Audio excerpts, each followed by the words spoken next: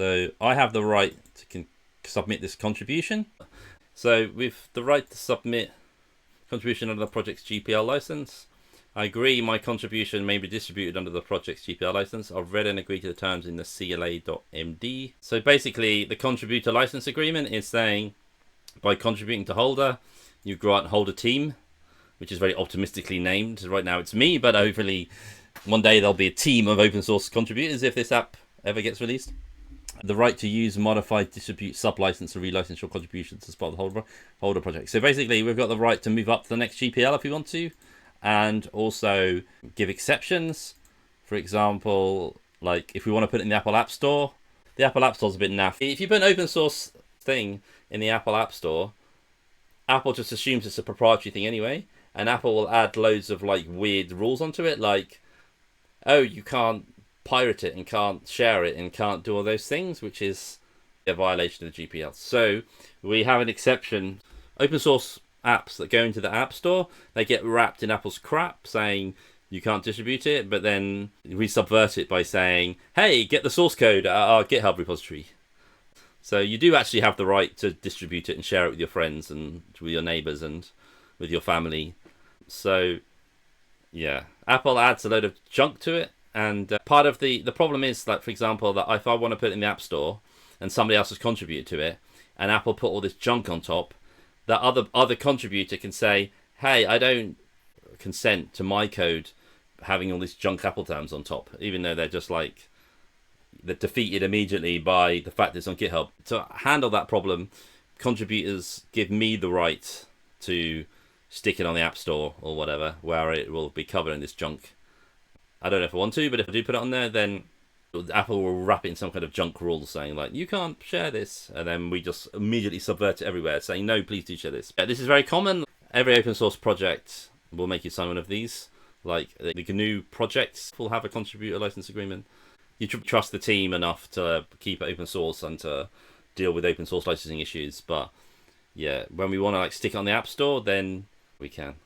So otherwise, if everybody's contributed to it only under the GPL, we're not allowed to stick further restrictions on. So we can't stick it in the App Store if it's GPL'd if we don't have the CLA.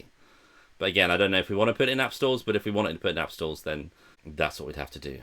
It's a bit naff that the App Store isn't really like geared up for open source projects. You're much better using like Homebrew or brew casks.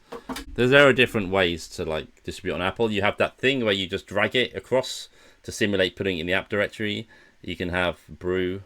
So this is Audacity here, which is a big sound editor. So we're introducing a contributor license agreement, which contributors to Audacity will need to sign to contribute to the project. So it's under GPL 2, but they want the right to set it to 3. So finally, we wish to make Audacity available to everyone, which means releasing on all platforms and through as many distribution channels as possible. Unfortunately, some platforms have policies or technical processes which make it difficult or impossible for Audacity to exist on them, while it's license only. So Apple's App Store on Mac OS X is one example of this, why VLC Media Player was removed from the store back in 2011. So it's a bit naff, really, but it is what it is. So I don't know if I want to put it in the Apple App Store because of all this, but I can see what Audacity is saying. With Audacity, we want everybody to have access to Audacity, and you know the silly license on the Apple App Store. So people who get it from the Apple App Store get it with a silly license saying that you can't share it, but you can, because that person can just go to the GitHub page, find the license and find out, oh yeah, I can actually share it. A major problem with free or open source software on commercial app stores is that once they achieve any level of notoriety, they immediately become a target for grifters who take the source code, bundle in some extra profit-seeking software, typically ad banners or spyware analytics packages, and republish the same app with a deceptively similar name and some slick marketing. When the app source code has been published under one of the non-copyleft permissive licenses, Apache, BSD, MIT, etc., there's basically nothing the developer can do to prevent it. You gave away your code, no strings attached, and they made it ugly and horrible. Covered it in ads. I mean, it's quite happy for someone to take the code and make it into a really good, like, a better version or something more useful for business, or I don't know, whatever. But, like, just to take it and cover it in ads, it's just make it look disgusting when there's a version without all those ads on. Not even good ads, right? It'll be ad for virus software or some other crap. Copyright for licenses like the GPL serves an effective defense against these grifts. The GPL permits anyone to create derivative works from the published source code, but only if these derivative works themselves also publish the source code. And this includes all the source code. which will include all the data gathering and advertisement serving SDKs that infest so many of the ostensibly free apps that dominate the charts of the commercial app stores. The original developer has a very straightforward recourse: report the violation to Apple or Google or whoever runs the store, and they'll be obligated to remove the offending application promptly. One there might therefore assume that copyright licenses would be the dominant form of license for free open source apps on commercial app stores. However, in iOS app developer circles, there's a persistent misconception that GPL apps are not permitted at all on the Apple Store. This is nonsense. Many of the most downloaded apps on the App Store are published under the GPL. Signal, Element, WordPress, SimpleNote, IceCubes, ISH, Bitwarden, Mastodon, Telegram, Proton Mail, just to name a few. I myself have published numerous GPL apps to the App Store with nary a peep from Apple about the license during that review process. Apple has never said that GPL licensed apps are not allowed their App Store.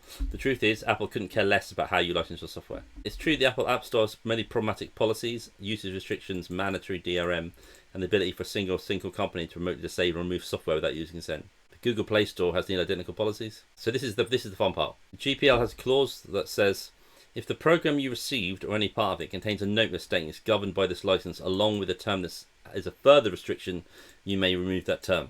In other words, the commercial app stores can slap whatever GPL violating terms and conditions they want onto the software they distribute.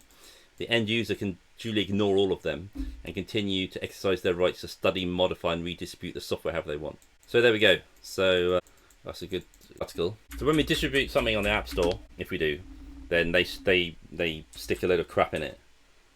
Appley crap in it, like DRM and difficult. Anyway, so the point is, if we want to put it in app stores, then we can.